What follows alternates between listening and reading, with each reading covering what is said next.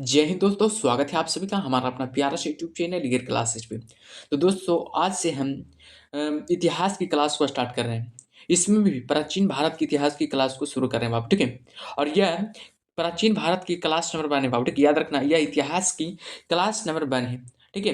तो चलिए प्रत्येक क्लास में याद रखना, और प्रत्येक क्लास में टॉपिकों की संख्या कितना रहेगा, 2 बाबू, ठीक है। प्रत्येक क्लास में 2 टॉपिक को कवर करें, ठीक है। पहला टॉपिक क्या है, का नाम क्या है, याद रखना, सिंधु घाटी, सिंधु घाटी या हड़प्पा सभ्यता, ठीक है। जय हिंद दोस्तों, स्वागत है आप सभी का हमारा अपना प्यारा यूट्यूब चैनल ईयर क्लासेज पे। तो दोस्तों आज से हम इतिहास की क्लास को शुरू कर रहे हैं, ठीक है। और इसमें भी इतिहास में भी प्राचीन भारत के इतिहास से शुरू कर रहे हैं, ठीक है। और याद रखना है ये प्राचीन भारत का इतिहास का क्लास नंबर 1 है बाबू। ये प्राचीन भारत का इतिहास का क्लास नंबर 1 है, ठीक है। और याद रखना है प्रत्येक क्लास में टॉपिकों की संख्या कितना कवर किया जाएगा, 2 बाबू, ठीक है। प्रत्येक क्लास में 2 टॉपिक को कवर किया जाएगा।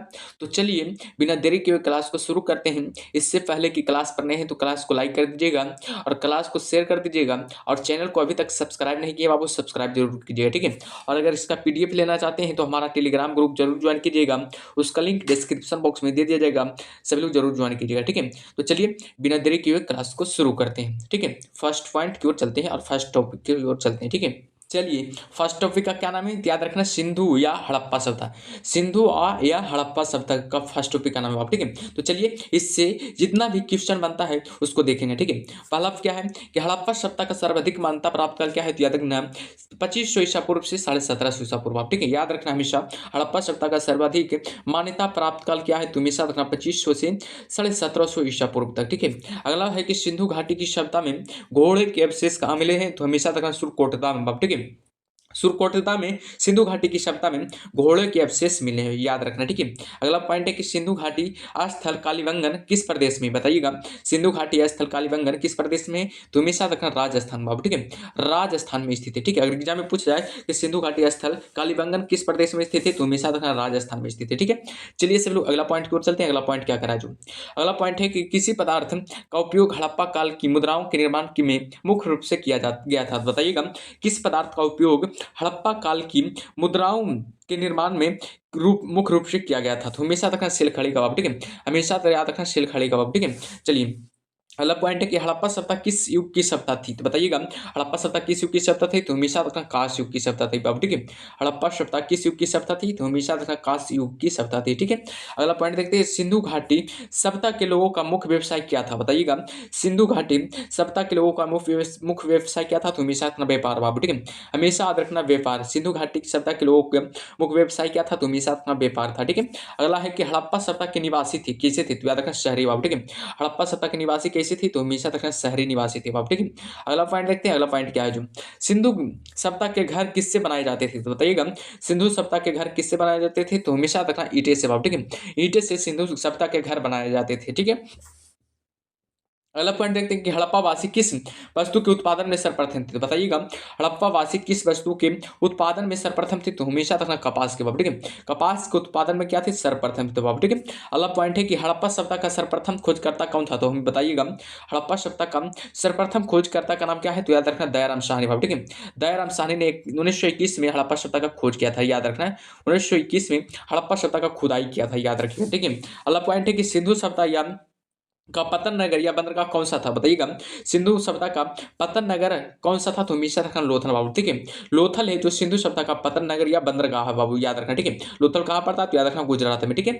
चलिए सब लोग अगला पॉइंट क्यों चलते हैं। अगला पॉइंट क्या करा जो अगला पॉइंट है कि पैमानों की खोज ने यह सिद्ध कर दिया कि सिंधु घाटी के लोगों माप और तौल से परिचित थी। यह खोज किस कहाँ पर हुई, बताइएगा।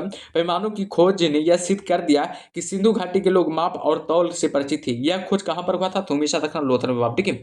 लोथल में यह खोज हुआ था, ठीक है। अगला पॉइंट है कि मोहनजोदड़ो को किस अन्य नाम से भी जाना जाता है, बताइएगा। मोहनजोदड़ो को किस अन्य नाम से जाना जाता है, तो हमेशा रखना मृतकों का टीला के नाम से बाप, ठीक है। मृतकों का टीला किसे कहा जाता है, तो हमेशा रखना मोहनजोदड़ो का, ठीक है। बार बार एग्जाम में छपा है प्रश्न बाप, ठीक है। याद रखना, इसे वीवीआई प्रश्न मानिएगा, ठीक है। इसे वीवीआई जरूर मानिएगा, ठीक है। याद रखना ये एग्जाम में आया हुआ सवाल है, ठीक है। पूछा जाए एग्जाम में कि मोहनजोदड़ो को किस एक अन्य नाम से जाना जाता है, तो हमेशा रखना मृतकों के टीला बाप, ठीक है। एग्जाम में पूछा जाता है इस तरह से भी सवाल बाप, ठीक है। मृतकों का टीला किसे कहा जाता है, तो हमेशा रखना मोहनजोदड़ो को, ठीक है। चलिए सब लोग अगले प्रश्न का जवाब दीजिएगा। अगला प्रश्न ये क्या है जो अगला प्रश्न है कि हड़प्पा सभ्यता का प्रचलित नाम क्या है, बताइएगा। हड़प्पा सभ्यता का प्रचलित नाम क्या है, तो याद रखना सिंधु घाटी सभ्यता बाबू, ठीक है। हड़प्पा सभ्यता का प्रचलित नाम सिंधु घाटी सभ्यता हो गया, ठीक है। अगला पॉइंट है कि कपास का उत्पादन सर्वप्रथम सिंधु क्षेत्र में हुआ, जिसे ग्रीक या यूनान के लोगों ने किस नाम से पुकारा, तो हमेशा रखना सिंडन बाबू, ठीक है। सिंडन के नाम से पुकारा था, ठीक है। अगला पॉइंट है कि सिंधु घाटी सभ्यता जानी जाती है किसके लिए, तो हमेशा रखना अपने नगर नियोजन के लिए बाबू, ठीक है। सिंधु घाटी सभ्यता जानी जाती है किसके लिए, तो आप याद रखना अपने नगर नियोजन के लिए, ठीक है। अगला पॉइंट है कि भारत में खोजा गया सबसे पहला पुराना शहर था, कौन था, तो याद रखना हड़प्पा था बाबू, ठीक है। भारत में खोजा गया सबसे पहला एवं पुराना शहर कौन था, तो याद रखना हड़प्पा बाबू, ठीक है। अगला पॉइंट है कि भारत में चांदी की उपलब्धता के प्राचीनतम साक्ष्य मिलते हैं किससे, तो याद रखना हड़प्पा संस्कृति से बाबू, ठीक है। हड़प्पा संस्कृति से भारत में चांदी की उपलब्धता के प्राचीनतम साक्ष्य मिलते हैं, ठीक है। चलिए सब लोग अगले पॉइंट की ओर चलते हैं। अगला पॉइंट क्या करा जो, अगला पॉइंट है कि हड़प्पा में एक उन्नत जल प्रबंधन प्रणाली का पता लग चलता है, कहाँ, तो याद रखना धौलावीरा बाबू, ठीक है। धौलावीरा में याद रखना है उन्नत जल प्रबंधन प्रणाली का पता चला है बाबू, याद रखना है। ये ऑप्शन पर क्या हो जाएगा, ऑप्शन करें।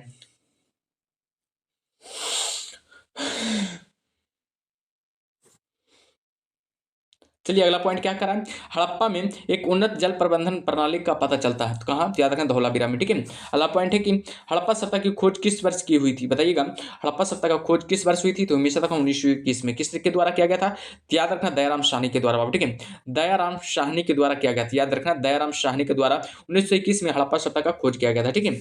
अगला पॉइंट है कि अगला पॉइंट क्या करा, अगला पॉइंट करा कि हड़प्पा के मिट्टी के बर्तनों पर सामान्यतः किस रंग का उपयोग किया गया था, तो याद रखना लाल रंग का उपयोग किया गया था, ठीक है। हड़प्पा के मिट्टी के बर्तनों पर सामान्यतः किस रंग का उपयोग किया गया था, तो हमेशा रखना लाल रंग का उपयोग किया गया था, ठीक है।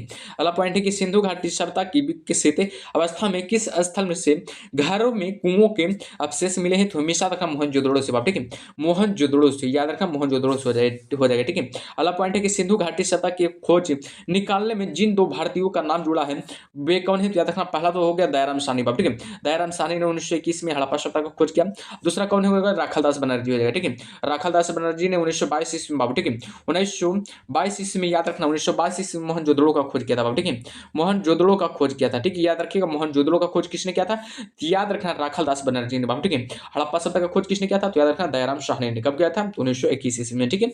चलिए सब लोग अगले पॉइंट को चलते हैं। अगला पॉइंट क्या करा जो, अगला पॉइंट है कि रंगपुर जहां हड़प्पा की समकालीन सभ्यता थी है कहाँ, तो याद रखना सौराष्ट्र में बाबू, ठीक है। रंगपुर जहां हड़प्पा की समकालीन सभ्यता थी वो कहाँ स्थित है, तो याद रखना सौराष्ट्र में बाबू, ठीक है। अगला पॉइंट है कि हड़प्पा एवं मोहनजोदड़ो की पुरातात्विक खुदाई के प्रभारी थे कौन थे, तो याद रखना सर जॉन मार्शल बाबू, ठीक है। सर जॉन मार्शल है जो कि हड़प्पा एवं मोहनजोदड़ो की पुरातात्विक खुदाई के प्रभारी थे, याद रखना, ठीक है। अगला पॉइंट है किसी पशु की आकृति जो मुहर पर मिली है जिससे ज्ञात होता है कि सिंधु घाटी एवं मेसोपोटामिया की सभ्यताओं के मध्य व्यापारिक संबंध थे, तो याद रखना बैल का, ठीक है। हमेशा रखना बैल का हो जाएगा, ठीक है। अगला पॉइंट है कि अगला पॉइंट क्या करा, अगला पॉइंट करा हड़प्पा के लोगों की सामाजिक पद्धति कैसी थी, तो हमेशा रखना उचित समाजवादी बाबू, याद रखना उचित समतावादी बाबू, ठीक है। याद रखना उचित समतावादी हो जाएगा, ठीक है। अगला पॉइंट है कि हड़प्पा सभ्यता के अंतर्गत हल से जोते गए खेत का सच कहाँ से मिला है, तो याद रखना है हड़प्पा सभ्यता के अंतर्गत हल से जोते गए खेत का सच कहाँ से मिला है, तो याद रखना कालीबंगा बाबू, ठीक है। कालीबंगा कहाँ स्थित है, तो याद रखना राजस्थान में स्थित बाबू, ठीक है। राजस्थान में कालीबंगा स्थित बाबू, याद रखना एग्जाम में बहुत बार पूछा गया, ठीक है। पूछा जाएगा कि कालीबंगा कहाँ स्थित है, तो याद रखना राजस्थान में, ठीक है। अगला पॉइंट है कि अगला पॉइंट क्या, अगला पॉइंट क्या करना है, सैंधव सभ्यता की ईंटों का अलंकरण किस स्थान से मिला है, बताइएगा। सैंधव सभ्यता की ईंटों का अलंकरण किस स्थान से मिला है, तो याद रखना कालीबंगा से, ठीक है। सैंधव सभ्यता की ईंटों का अलंकरण किस स्थान से मिला है, तो याद रखना कालीबंगा से हो जाएगा, ठीक है। अगला पॉइंट देखते हैं। अगला पॉइंट क्या है जो, अगला पॉइंट कह रहा है कि मोहनजोदड़ो कहाँ स्थित है, बताइएगा।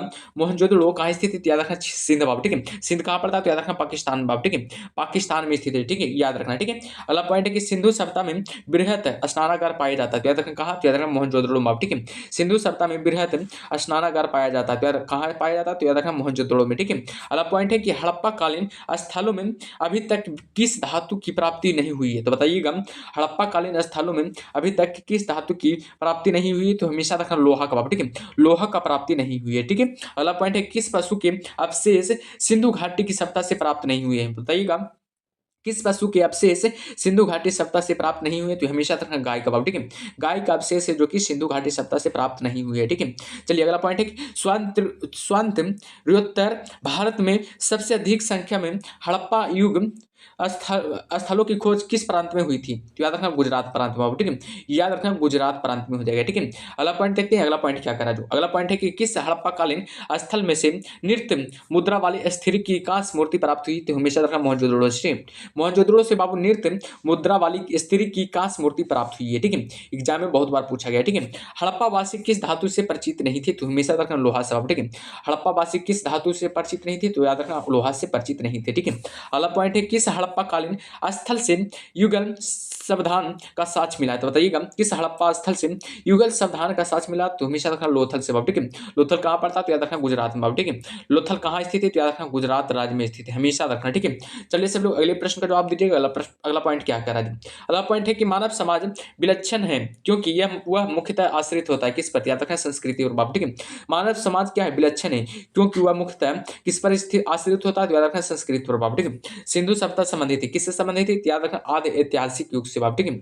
आदि ऐतिहासिक युग से सिंधु सभ्यता संबंधित है, ठीक है। देखिएगा यूपीएससी पीरी में पूछा गया सवाल, ठीक है। यूपीएससी पीरी यानी कि 1996 में पूछा गया सवाल है और 39वीं बीपीएससी पीरी में पूछा गया 1994 में बाबू ये सवाल पूछा गया था, ठीक है। तो ये ध्यान दीजिएगा ऐसे प्रश्न को, ठीक है। अगर आप लोग इस क्लास को पूरी तरह से अगर देख लेते हैं तो किसी भी एग्जाम में, ठीक है, प्रत्येक क्लास को अगर देखना है, ठीक है, प्रत्येक जितना भी क्लास लेंगे इसके अकॉर्डिंग इतिहास का तो देख लीजिएगा, तो किसी भी एग्जाम में जाइएगा तो इसमें से बाबू याद रखना 70 से 80% सवाल इससे रहेगा, ठीक है। 70 से 80% बाबू याद रखना 70 से 80% दावा के साथ बोलते हैं कि इससे सवाल रहेगा, ठीक है। तो इसे क्लास को मिस मत कीजिएगा, ठीक है, प्रत्येक क्लास को देखिएगा, ठीक है। तो चलिए अगला पॉइंट क्या करा, अगला पॉइंट को ध्यान दीजिएगा। अगला पॉइंट करा है कि सिंधु घाटी की सभ्यता गैर आर्क थी क्योंकि युवा थी, कैसी थी? तो याद रखना नगरीय सभ्यता था बाबू, ठीक है, याद रखना नगरीय सभ्यता थी, ठीक है। अगला पॉइंट है कि सिंधु घाटी सभ्यता को आर्यों से पूर्व की रखे जाने का महत्वपूर्ण कारक क्या था? तो याद रखना मृद भांडा बाबू, ठीक है, मृद भांडा हो जाएगा, ठीक है। अगला पॉइंट है कि सिंधु घाटी संस्कृति वैदिक सभ्यता से भिन्न थी क्योंकि क्या?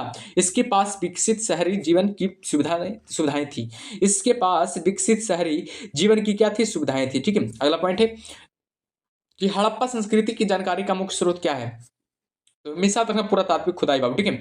हड़प्पा संस्कृति की जानकारी का मुख्य स्रोत क्या था? तो याद रखना पुरातात्विक खुदाई बाबू, ठीक है। ये भी देखिएगा यूपीएससी पीरी में पूछा गया सवाल बाबू, ठीक है। यूपीएससी पीरी में एग्जाम में पूछा गया 1996 बाबू और यूपीएससी पीरी एग्जाम 1994 में पूछा गया सवाल है बाबू, ठीक है। ये सब प्रश्नों पर ध्यान दीजिएगा, ठीक है। अगला पॉइंट है कि सिंधु घाटी के निवासियों की सभ्यता को जानने का मूलतः स्रोत वहां गए कहा? तो याद रखना बर्तन, जेवर, हथियार तथा औजार से बाबू, ठीक है। याद रखना बर्तन, जेवर, हथियार और औजार से, याद रखना, ठीक है। नेक्स्ट पॉइंट को चलते हैं। नेक्स्ट पॉइंट क्या कह रहा है? नेक्स्ट पॉइंट है कि भारत में चांदी की उपलब्धता के प्राचीनतम साक्ष्य मिलते हैं किससे? याद रखना हड़प्पा संस्कृति से बाबू, ठीक है। हड़प्पा संस्कृति से भारत में चांदी की उपलब्धता के प्राचीनतम साक्ष्य मिलते हैं, ठीक है। अगला पॉइंट है कि हड़प्पा में मिट्टी के बर्तनों पर समानता किस रंग का उपयोग किया हुआ था? तो याद रखना लाल रंग का बाबू, ठीक है, लाल रंग का उपयोग हुआ था, ठीक है। मूर्ति पूजा का आरंभ कब से माना जाता है? बताइएगा मूर्ति पूजा का आरंभ कब से माना जाता है? तो हमेशा देखना पूर्व आर्य से, ठीक है, पूर्व आर्य से मूर्ति पूजा का आरंभ माना जाता है, ठीक है। अगला पॉइंट है कि विशाल स्नानागार किस पुरातत्व स्थल में पाया गया था? तो हमेशा रखना मोहनजोदड़ो बाबू, ठीक है। मोहनजोदड़ो का खोज किस कब हुआ था? तो याद रखना 1922 ईस्वी में, ठीक है। 1922 ईस्वी में मोहनजोदड़ो का खोज हुआ था, किसके द्वारा किया गया था? तो याद रखना राखाल देश बनर्जी के द्वारा, ठीक है। आर.डी. बनर्जी जी के द्वारा, याद रखना आर.डी. बनर्जी जी के द्वारा खोजा गया था, ठीक है। याद रखना मोहनजोदड़ो का अर्थ क्या होता है? तो याद रखना मृतकों का टीला होता है, याद रखना मोहनजोदड़ो का अर्थ क्या होता है? तो याद रखना मृतकों का टीला होता है, ये भी याद रखिएगा, ठीक है। देखिए ये भी यूपी पीएससी यानी कि 2010 में पूछा गया सवाल होगा, ठीक है। यूपी पीएससी 2010 में पूछा गया सवाल है, ठीक है। उत्तराखंड यूडीए या एलडीए में पूछा गया है 2007 में, अब यह देखिएगा, ठीक है। अगला पॉइंट है कि हड़प्पा स्थल लोथल स्थित है, बताइएगा हड़प्पा स्थल लोथल स्थित है, कहाँ स्थित है? तो बताइएगा कहाँ स्थित है? तो हमेशा रखना गुजरात में, ठीक है। गुजरात लोथल है जो कहाँ स्थित है? तो याद रखना गुजरात में स्थित है, ठीक है। एग्जाम में बहुत बार पूछा जाता है कि लोथल कहाँ स्थित है, तो हमेशा रखना गुजरात में स्थित है, ठीक है। याद रखिए या उत्तराखंड पीसीएस है 2010 में पूछा गया सवाल है, यूपी पीसीएस है कि 2009 में पूछा गया सवाल, ठीक है। ये भी मेंस में, ठीक है, याद रखना। चलिए अगला पॉइंट क्या है? धौलावीरा किस राज्य में स्थित है? बताइएगा धौलावीरा किस राज्य में स्थित है? बताइएगा तो याद रखना गुजरात राज्य में बाबू, ठीक है। धौलावीरा किस राज्य में स्थित है, तो हमेशा याद रखना गुजरात में स्थित है, ठीक है। अगला पॉइंट है कि कौन सा हड़प्पीय नगर 3 भागों में विभक्त था, तो हमेशा याद रखना धौलावीरा बाबू, ठीक है। कौन सा हड़प्पीय नगर 3 भागों में विभक्त था, तो हमेशा रखना धौलावीरा, जो कहाँ स्थित है, तो याद रखना है कहाँ स्थित है, गुजरात राज्य में स्थित बाबू, ठीक है, गुजरात राज्य में स्थित है, ठीक है। चलिए सभी लोग अगला पॉइंट की ओर चलते हैं। अगला टॉपिक है दूसरा नंबर टॉपिक बाबू, ठीक है। पहला टॉपिक खत्म हो गया, दूसरा नंबर टॉपिक आ गया जिसका नाम है वैदिक सप्ताह बाबू, ठीक है। वैदिक सप्ताह आ गया, ठीक है। चलिए वैदिक सप्ताह की ओर देख चलते हैं, ठीक है। अगला पॉइंट क्या है, चलिए इसका पॉइंट क्या है, पूर्व वैदिक या ऋग वैदिक संस्कृति का काल किसे माना जाता है, बताइएगा। पूर्व वैदिक या ऋग वैदिक संस्कृति का काल किसे माना जाता है, तो हमेशा तक 1500 ईसा पूर्व से 1000 ईसा पूर्व को बाबू, ठीक है। 1500 ईसा पूर्व को ईसा पूर्व से यानी कि 1000 ईसा पूर्व तक बाबू याद रखना, ठीक है। अगला पॉइंट है कि उत्तर वैदिक संस्कृति का काल किसे माना जाता है, तो हमेशा तक 1000 ईसा पूर्व से 600 ईसा पूर्व बाबू, ठीक है। 1000 ईसा पूर्व से 600 ईसा पूर्व हो जाएगा, ठीक है। अगला पॉइंट है कि आर्य शब्द का शाब्दिक अर्थ क्या है, बताइएगा। आर्य शब्द का शाब्दिक अर्थ क्या है, तो याद रखना श्रेष्ठ या कुलीन बाबू, ठीक है। आर्य शब्द का शाब्दिक अर्थ क्या होता है, तो हमेशा याद रखना श्रेष्ठ या कुलीन होता है, ठीक है। अगला पॉइंट है किस फसल का ज्ञान वैदिक काल के लोगों को नहीं है था, तो बताइएगा तंबाकू बाबू, ठीक है। तंबाकू को ध्यान दीजिएगा, ठीक है। किस फसल का ज्ञान वैदिक काल के लोगों को नहीं था, तो हमेशा रखना तंबाकू को बाबू, ठीक है। अगला पॉइंट है कि उत्तर वैदिक काल के वेद विरोधी और ब्राह्मण विरोधी धार्मिक अध्यापकों को किस नाम से जाना जाता था, तो हमेशा रखना श्रमण से बाबू, ठीक है। हमेशा याद रखना श्रमण से याद रखना, ठीक है। वैदिक गणित का महत्वपूर्ण अंक कौन है, तो याद रखना सुलभ सूत्र बाबू, ठीक है। वैदिक गणित का महत्वपूर्ण अंक कौन है, तो याद रखना है सुलभ सूत्र हो जाएगा, ठीक है। अगला पॉइंट देखिएगा, अगला पॉइंट क्या है जो अगला पॉइंट है कि किस वेद में प्राचीन वैदिक युग की संस्कृत के बारे में सूचना दी गई है, तो हमेशा रखना ऋग्वेद में बाबू, ठीक है। किस वेद में प्राचीन वैदिक युग की संस्कृत के बारे में सूचना दी गई है, तो हमेशा रखना ऋग्वेद में बाबू, ठीक है। अगला पॉइंट है कि वेदों की संख्या कितनी है, तो हमेशा रखना वेदों की संख्या कितनी है, तो हमेशा रखना 4 बाबू, ठीक है। वेदों की संख्या कितनी है, तो याद रखना 4 बाबू, ठीक है। कौन को हो गया, ऋग्वेद हो गया, पहला ऋग्वेद हो गया, दूसरा कुछ होगा अथर्ववेद हो जाएगा, ठीक है। दूसरा क्या हो जाएगा, ध्यान दीजिएगा, दूसरा क्या हो जाएगा अथर्ववेद हो जाएगा। तीसरा क्या हो जाएगा, सामवेद हो जाएगा, ठीक है। सामवेद तीसरा हो जाएगा, चौथा क्या हो जाएगा बताइएगा। चौथा कौन सा वेद हो जाएगा, यजुर्वेद हो जाएगा, ठीक है।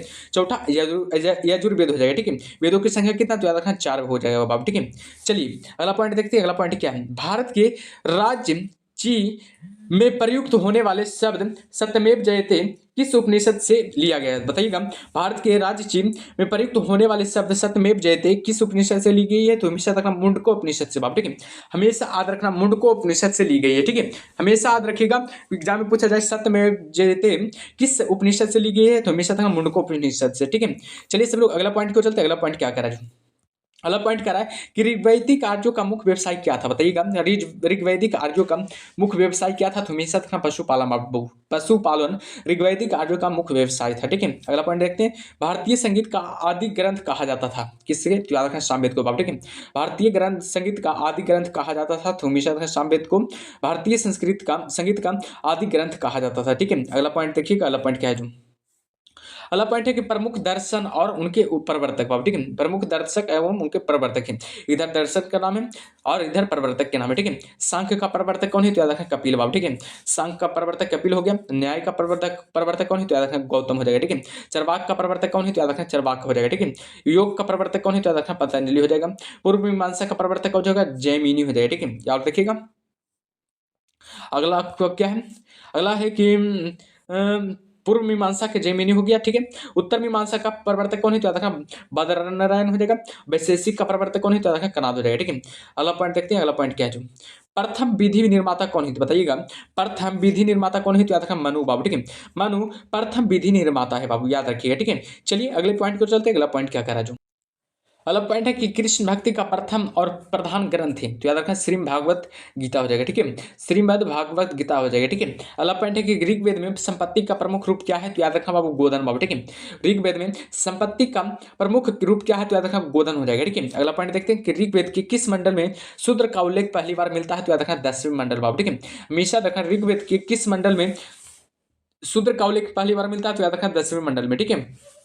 वेदों की ऋचाओं को पढ़ने वाले को ऋषि को क्या कहते हैं, तो याद रखना होत्र कहा जाता है। ठीक है, वेदों की ऋचाओं को पढ़ने वाले ऋषि को क्या कहा जाता है, होत्र कहा जाता है। ठीक है, ऋग्वेद का संबंध किससे है बताइएगा, ऋग्वेद का संबंध किससे है, तो हमेशा रखना ईश्वर की महिमा से बाप। ठीक है, ऋग्वेद का संबंध किससे है, तो याद रखना ईश्वर की महिमा से। ठीक है, अगला देखिएगा, अगला क्या है, ऋग्वेद में कुल कितने मंडल है बताइएगा, ऋग्वेद में कुल कितने मंडल है, तो याद रखना 10 मंडल है बाप। ठीक है, और पूछा जाए ऋग्वेद में कितने सूक्तियां हैं, यानी कि 10 से 28 सूक्तियां हैं बाप। ठीक है, और पूछा जाए कि ऋग्वेद में कुल कितने ऋचाएं हैं, तो याद रखना 10,580 ऋचाएं हैं बाप। ठीक है, 10,580 ऋचाएं हो जाएगा। ठीक है, अगला पॉइंट है कि ऋग्वेद में इंद्र के लिए ऋचाएं कितना है, तो याद रखना 250 है बाबू। और पूछा जाए ऋग्वेद में अग्नि के लिए ऋचाएं कितना है, तो याद रखना 200 हो जाएगा। ठीक है, तो 200 ऋग्वेद में अग्नि के लिए ऋचाएं बाबू। ठीक है, अगला पॉइंट क्या है, अगला पॉइंट देखिएगा, सबसे पुराना वेद कौन सा है, तो याद रखना ऋग्वेद बाबू। ठीक है, सबसे पुराना वेद ऋग्वेद हो जाएगा। और बात किया जाए कि सबसे नया वेद कौन है, तो याद रखना बाबू अथर्ववेद हो जाएगा। ठीक है, अथर्ववेद हो जाएगा। ठीक है, याद रखना अथर्ववेद हो जाएगा,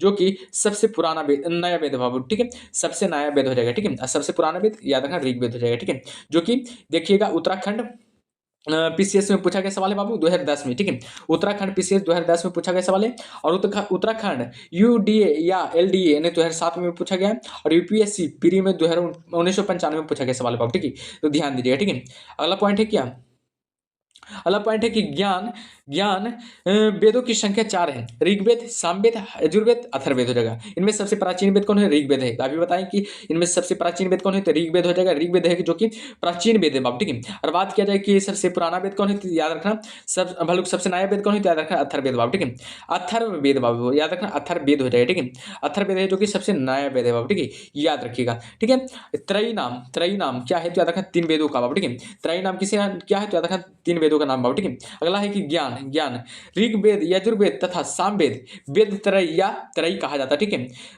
ऋग्वेद, यजुर्वेद तथा सामवेद को वेद त्रय या त्रयी कहा जाता है। तो हमेशा रखना ऋग्वेद, यजुर्वेद तथा सामवेद को क्या कहा जाता है, वेद त्रयी या त्रयी कहा जाता है, याद रखिएगा। ठीक है, अगला पॉइंट है कि किस वैदिक ग्रंथ में वर्ण शब्द का सर्वप्रथम नामोल्लेख मिलता है, तो हमेशा रखना ऋग्वेद में बाबू। ठीक है, ऋग्वेद में हो जाएगा। ठीक है, भारत का सबसे प्राचीन धर्म ग्रंथ कौन सा है, तो याद रखना वेद हो जाएगा। ठीक है, भारत का सबसे प्राचीन धर्म ग्रंथ कौन सा है, तो याद रखना वेद हो जाएगा। ठीक है, अगला पॉइंट है कि अथर्व का अर्थ क्या होता है, तो याद रखना पवित्र जादू बाब। ठीक है, अथर्व का अर्थ क्या होता है, पवित्र जादू हो जाएगा। ठीक है, पूर्व मीमांसा दर्शन के प्रतिपादक कौन है, तो याद रखना जैमिनी बाब। ठीक है, पूर्व मीमांसा दर्शन के प्रतिपादक कौन है, तो याद रखना जैमिनी हो जाएगा। ठीक है, सबसे प्राचीन कौन सा है, तो बताइएगा, सबसे प्राचीन कौन सा है, तो याद रखना मत्स्य पुराण बाब। ठीक है, सबसे प्राचीन पुराण कौन सा है, तो याद रखना मत्स्य पुराण हो जाएगा, जो कि सबसे प्राचीन पुराण माना जाता है। ठीक है, अगला पॉइंट देखते हैं कि ब्राह्मण ग्रंथों में सबसे प्राचीन ग्रंथ कौन सा है, तो हमेशा याद रखना शतपथ ब्राह्मण बाब। ठीक है, ब्राह्मण ग्रंथों में सबसे प्राचीन ग्रंथ कौन सा है, तो याद रखें शतपथ ब्राह्मण बाप। ठीक है,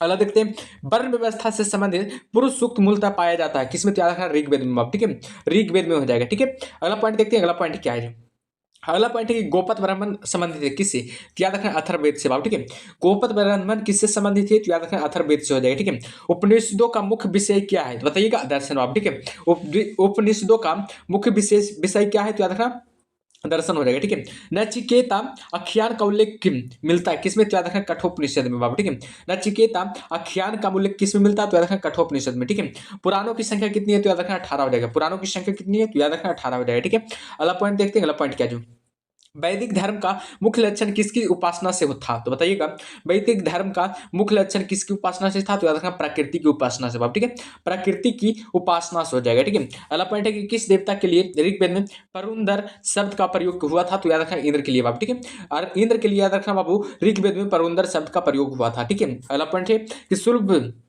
सूत्र किस विषय से संबंधित पुस्तक है, तो याद रखना जयमिति से बाबू। ठीक है, शुल्भ सूत्र किस विषय से संबंधित पुस्तक है, तो याद रखना जयमिति से हो जाएगा। ठीक है, अस्तु माँ सदगम कहाँ से लिया गया, तो याद रखना ऋग्वेद से। अस्तु माँ सदगम कहाँ से लिया गया, तो याद रखना ऋग्वेद से। ठीक है, अगला पॉइंट देखते हैं, अगला पॉइंट क्या है जो अगला पॉइंट है कि आर भारत में बाहर से आए और सर्वप्रथम बसे थे, कहाँ, तो याद रखना पंजाब में बाबू। ठीक है, और भारत में बाहर से आए और सर्वप्रथम बसे थे कहाँ, तो याद रखना पंजाब में। ठीक है, अगला देखते हैं कि ऋग्वेद का कौन सा मंडल पूर्णतः सोम को समर्पित है? तो याद रखना नौवा मंडल बाबू, ठीक है। नौवा मंडल है जो कि सोम को समर्पित है, ठीक है। अगला पॉइंट देखते हैं, प्रसिद्ध 10 राजाओं का युद्ध, 10 राज युद्ध किस नदी के तट पर लड़ा गया? तो याद रखना बाबू परउस्नी के तट पर बाबू, ठीक है।